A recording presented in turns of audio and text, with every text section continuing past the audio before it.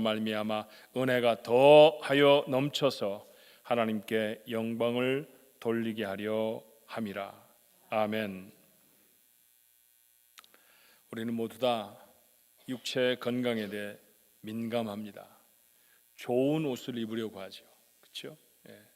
옛날 같으면은 이렇게 좋은 옷 가려서 입을 만한 그런 상황이 아니었습니다만 요즘은 몇 퍼센트 카튼이냐, 올게닉 카튼이냐, 아니면 그냥 만든 카튼이냐, 이런 것까지 따져서 입는 사람들도 있습니다.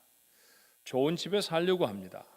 페인트도 옛날에 몸에 좋지 않은 성분이 들어간 페인트를 칠한 그런 집들은 페인트를 다 벗겨내거나 벽을 다 무너뜨리고 새로운 집을 짓죠.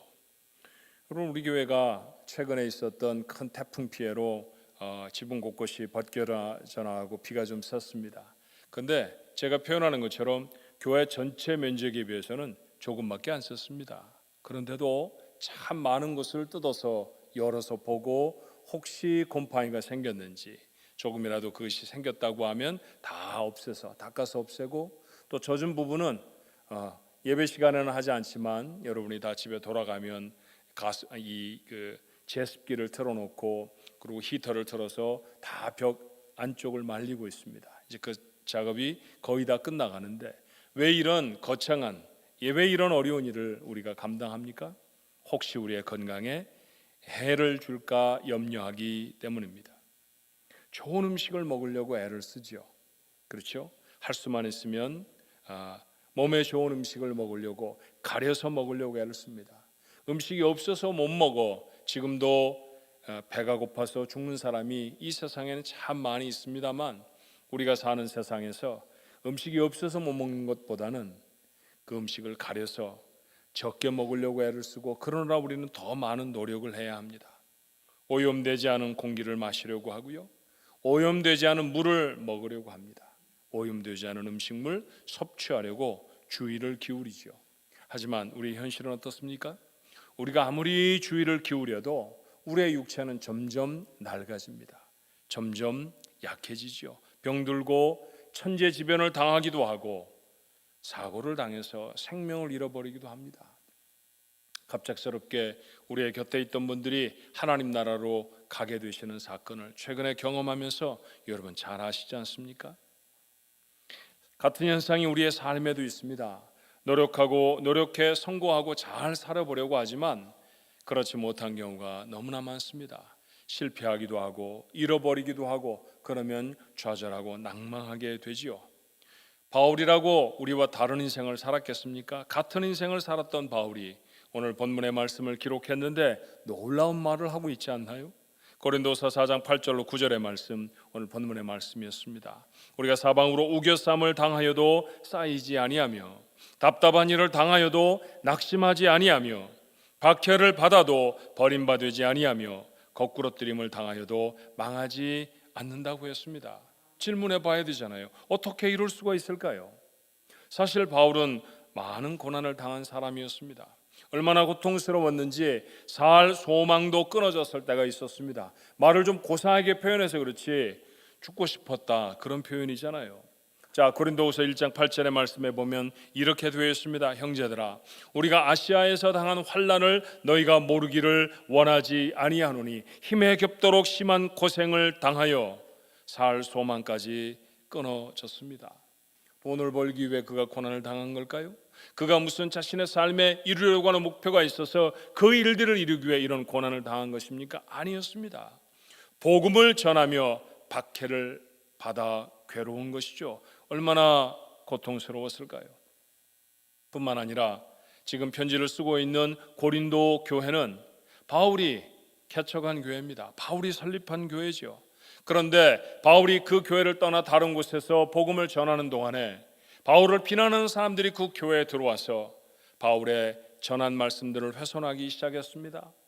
바울은 사도가 아니라고 말하는 사람도 있었습니다. 그러면 온 교회가 아닙니다, 우리 바울 사도는 그럴 리가 없습니다, 그래 줘야 하는데, 거기에 마음을 빼앗겨서 정말 바울이 그런가? 사도가 아닌가? 맞아, 그 사람 말은 믿을 만하지 못해 라고 말하는 사람들도 생겼습니다. 얼마나 심한 배신감을 느꼈을까요? 이 심정을 바울은 이렇게 고백해요. 고린도후서 2장 4절에 내가 마음에 큰 눌림과 걱정이 있어 많은 눈물로 너에게 썼노니. 그래서 그들에게 편지를 썼는데 그 편지를 쓸 때 자신의 마음에 눌림이 있었고 걱정이 있었고 눈물로 썼다는 것이죠. 마음은 눌려 있고 눈에서는 눈물이 쏟아져 내립니다. 그가 지금 오늘 우리가 읽었던 본문에서 말하는 대로 사방으로 우겨싸임을 당한 것이고 답답한 일을 당한 것이며 거꾸러뜨림을 당한 것이죠. 그런데 바울은 뭐라고 말합니까? 고통스럽지만 힘이 들지만 망하지 않는다고 선언하지 않습니까? 낙심하지도 않겠다고 말합니다. 무엇이 담대함의 근거였나요? 자, 본문 14절의 말씀이 오늘 말씀의 요절이죠. 주 예수를 다시 살리시니가 누구십니까? 성부 하나님 아니십니까? 예수와 함께 우리도 다시 살리사 예수님을 살리셨다는 얘기 아닙니까? 그 예수님을 살리신 하나님이 우리도 다시 살리사 너희와 함께 그 앞에 서게 하실 줄을 아노라. 아멘입니다. 하나님이 우리를 살리실 것이기 때문에 그러니 두려움과 이 어려움에도 낭망하지 아니하고 무너지지 않을 것이라고 했습니다. 이렇게 다시 살아날 것을 믿는 믿음을 부활의 믿음, 부활의 신앙 그렇게 말하죠. 그 부활의 신앙의 근거에서 그는 모든 인생의 역경과 어려움을 극복합니다. 여러분, 세상에 살아가면서 인생이 당할 수 있는 문제 중에 가장 큰 문제는 무엇입니까? 죽음입니다. 죽음의 문제입니다. 그래서 우리는 죽겠다는 얘기를 참 많이 하죠. 극도로 더우면 더워서 죽겠다 그렇게 말하죠. 밥을 너무 많이 먹으면 배가 불러? 이건 이렇게 죽은 사람은 못 봤는데 그렇게 말합니다. 그러니까 극단적인 표현을 할 땐 다 뭐라고 말하냐 하면 죽을 것 같다 그렇게 말하는 것이죠. 왜요? 사람의 생각 속에 죽음이라는 것은 극복하기 어려운 가장 큰 난제이고 어려움이라는 것입니다. 아무도 피할 수가 없습니다. 아무도 벗어날 수가 없습니다. 그래서 모든 사람들은 다 죽음을 두려워합니다. 무서워하고 죽음을 만나지 않으려고 합니다. 하지만 이 인생 최대의 문제를 해결할 수 있다고 하면 다른 건 아무런 문제도 되지 않겠습니까? 마치 고등학교 수학 문제를 푼 사람에게 초등학교 학생들의 수학 문제가 아무 어려움이 없이 다 풀어낼 수 있는 것처럼 죽음의 문제를 해결한 사람에게는 다른 인생에 접하는 문제들은 아무 문제도 되지 않을 것이라는 거예요. 바울과 사도들이 주님을 사랑했던 사람들이 예수님의 다시 살아나시는 부활을 경험했습니다. 빈 무덤을 보았고요, 부활하신 주님을 만났습니다. 그 부활하신 주님과 함께 음식을 먹기도 했습니다. 그 주님의 음성으로 새로운 가르침을 듣기도 했죠. 그러니 그들은 부인할 수가 없었습니다. 주님은 다시 살아나셨습니다. 그 주님을 죽음 가운데서 일으키신 하나님, 그 하나님이 주님을 일으켜내신 것처럼 나도 일으켜 세우실 것이다 믿음을 갖게 되는 거죠. 죽음이 나를 넘어뜨릴 수 없다고 하면 박해를 때때로 당하고 답답한 일이 때때로 우리에게 생겨도 넘어질 수 없지 않습니까? 이것이 우리가 가져야 할 부활의 신앙인 줄로 믿습니다. 오늘 부활주일로 지나잖아요. 조금은 우스운 생각을 한번 해봤어요. 결혼해서 10년쯤 지나면 결혼 10주년 그렇게 말하죠. 그러면 예수님도 부활하신 지 몇 년이 됐는지 한번 꼽아봤습니다. 오늘을 기점으로 해서 보면 예수님 부활하신 지가 1993년쯤 됐더라고요. 그렇죠? 2023년인데 예수님이 한 33세쯤 사셨으니까, 근데 달력이 조금 우리가 생각하는 달력이 예수님 탄생에 딱 첫 번째 1년으로 맞추지를 못해서 날짜를 좀 수정을 해보면 우리가 보통 사용하는 이 달력에서 30년 정도를 빼면 예수님 부활하신 횟수가 나올 것 같아요. 그렇게 보면 1993년입니다. 그러면 오늘 부활주일에 교회에 딱 여러분 오셨는데 교회 정면에다 이런 배너를 붙이면 어떨까요? 축 부활, 예수님의 부활 1993주년 이런 거 써붙이면 좋을까요? 이번 주에 그렇게 쓰고 그 다음에 내년에는 1994주년 기념 예배를 드리고. 그런데 가만히 보니까 저만 그런 걸 아는 게 아니라 모든 지구상에 있는 교회 목사들이 다 주님이 그렇게 오래전에 부활하셨다는 사실을 알 건데 그렇게 셀레브레이트 하지 않더라고요. 그렇게 몇 주년 기념 그래서 배너를 거는 교회는 한 번도 보지 못했습니다. 예, 물론 우리 교회도 안 걸 겁니다. 왜 안 하는 걸까요?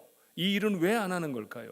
부활의 절기가 가장 큰 절기임에도 불구하고 이것을 그렇게 옛날에 주님이 살아나셨어요 이렇게 말하지 않는 이유가 무엇일까요? 중요한 사실 하나를 우리가 마음에 깨달아야 합니다. 부활은 과거의 사건이 아닙니다. 현재 경험하는 사건이 되어져야 합니다. 오늘 케빈 전사님이 설교하신 것 영어를 이해하시는 분들 다 알아들으신 분들이 계셨겠지만 바로 그거잖아요. 마르다에게 뭐라고 말합니까? 나는 부활이요. 나는 부활이요. 예수님 자신이 부활이셨다는 것이죠. 그래서 오늘 그 주님을 믿으면 그 부활이 오늘의 사건이 되는 것이다 라고 하는 가르침을 우리는 하나님의 말씀으로 받습니다. 이게 부활 신앙입니다. 사방으로 오교쌈을 당하고 계십니까? 문제가 벌떡벌떡 일어나고요. 미워하는 사람들이 가득하고 그렇습니까? 기억하십시오. 절대로 그 문제에 쌓일 수 없습니다. 답답한 일을 해결하지 못한 마음으로 이 자리에 와 계십니까? 아니에요. 결코 끝이 아닙니다. 하나님이 끝이라고 말씀하시기 전까지 끝은 없습니다. 끝이 아닙니다. 누군가에게 박해를 당하고 버림을 당하시나요? 주님이 버리지 아니하시면 버려진 자는 아무도 없습니다. 거꾸러뜨림을 당하여 넘어져 있습니까? 그러면 털고 일어서야죠. 누군가 그런 말을 했더라고요. 내가 자랑하는 것은 내가 얼마나 많은 성공을 했느냐가 아니라 내가 얼마나 많이 넘어졌는데 그 넘어짐을 딛고 일어섰는가 하는 것입니다. 성공한 사람과 실패한 사람의 차이가 무엇일까요? 딱 하나가 다릅니다. 실패한 사람은 넘어져 있는 것이고요. 그리고 성공한 사람은 마지막 실패 이후에 일어선 사람입니다. 일어선 사람입니다. 일어선 사람이 승리자이죠. 그리스도인들은 승리자가 되어야 하지 않습니까? 무엇으로 승리하시겠습니까? 부활의 믿음으로 승리해야 할 줄로 믿습니다. 우리의 이런 이야기의 근거가 무엇인가요? 우리를 죽음 가운데서 살리실 하나님을 믿기 때문입니다. 죽음도 극복하게 하시는데 돈 문제쯤이야, 건강이나 인간관계의 문제쯤이야 아무것도 아니지 않겠습니까? 우리를 살리실 것을 어떻게 아시나요? 하나님의 아들을 살리시지 않았습니까? 주님은 그 하나님이 우리 아버지라고 말씀하십니다. 그리고 그 아버지가 곧 우리 모두의 아버지라고 선언해 주셨죠. 요한복음 20장 17절의 말씀해 보니 예수께서 이르시되 내가 내 아버지 곧 너희 아버지 내 하나님 곧 너희 하나님께로 올라간다. 그렇게 말씀하셨어요. 예수님을 살리신 하나님은 우리 하나님이신 줄로 믿습니다. 예수님을 사랑하셔서 그 하나밖에 없는 아들을 죽음에 가두어 놓으실 수가 없어 다시 살리신 하나님은 우리도 아들로 딸로 삼으셔서 우리의 아버지가 되셔서 우리도 그렇게 살려주실 줄로 믿습니다. 죽어서 죽음을 깨트리고 다른 삶을 우리의 삶에 담는 그런 부활만이 아니라 우리의 일생에서 생겨질 수 있는 수많은 문제와 어려움들 속에 넘어지고 주저앉아 있는 우리의 무릎들을 다시 일으키시고 그 걸음을 다시 새롭게 하시는 하나님의 능력, 그 부활의 은혜가 우리에게 계속 되어질 것이다 라는 것이죠. 정말 주님의 부활이 인생의 문제들을 극복할 근거가 될까요? 그렇습니다. 됩니다. 첫 번째 부활 때도 그랬습니다. 무덤문은 큰 돌로 닫혀져 있었고요. 봉인까지 했습니다. 살벌한 군병들이 지키고 서 있습니다. 힘없는 여인들이 어떻게 이 문제를 극복할 수 있을까요? 예수님의 무덤으로 올라가면서도 여인들에게는 그것이 걱정이었습니다. 군병들은 어떻게 하지? 그 큰 돌은 어떻게 하지? 그것이 그들의 걱정이었습니다. 그런데 무덤에 가보니 어떻게 되어 있었나요? 돌은 이미 굴려져 있었습니다. 주님이 나오시기 위해 굴려낸 것이 아니죠. 여인들이 들어오도록 돌을 굴려내십니다. 그리고 경비병들은 주님의 시신을 지킨다고 하는 사람들은 모두 다 땅에 엎드려 죽은 자처럼 되었습니다. 우리 앞에도 꽉 막아선 것 같은 큰 돌이 있죠. 그러나 부활의 주님이 우리를 사랑하셔서 굴려내시고 이겨내실 줄로 이기게 하실 줄로 믿습니다. 그러니 그 앞에서 믿음을 버리지 않는 거예요. 오늘 부활의 주일에 하나님 앞에 예배하는 여러분 모두에게 이 부활의 믿음이 새로워질 수 있게 되기를 바랍니다. 2000년 전에 여인들에게 일어났던 이 사건이 실제 시제로 오늘 부활의 예배에 참여하는 여러분 모두에게 함께 하시기를 주님의 이름으로 축원합니다. 기도하십시다. 사랑과 은혜가 많으신 하나님, 부활 주일 예배로 우리 하나님 앞에 모이게 하셔서 감사합니다. 부활의 믿음을 마음에 담았습니다. 거룩하신 하나님의 역사가 우리의 삶에도 일어나게 하셔서 넘어져 있고 주저앉아 있고 실망하고 속상해 있는 하나님의 사람들이 이 부활의 능력을 붙들고 다시 일어서는 귀하고 놀라운 기적이 일어나게 하여 주시옵소서. 연약한 믿음은 새로운 믿음이 되게 하여 주시옵시고 예배당에 나와 예배하지 못하는 아버지 하나님 부족한 믿음들이 하나님 앞에서 새로운 믿음으로 거듭나 아버지 앞에 예배하는 믿음이 되게 하여 주시옵소서. 우리의 잃어버렸던 봉사가 새로이 부활할 수 있게 도와주시옵시고 우리의 기도가 더 뜨거워질 수 있게 도와주시고 우리의 사랑이 더 깊이 있고 넓혀질 수 있도록 역사해 주시옵소서. 이와 같이 자신의 삶에서 주님의 부활을 경험하고 체험할 수 있는 우리 가족들 모두가 되어지도록 하나님 도와주시옵소서. 우리를 위하여 죽음을 깨트리고 다시 살아나 부활하신 예수님의 이름으로 간절히 기도하옵나이다. 아멘.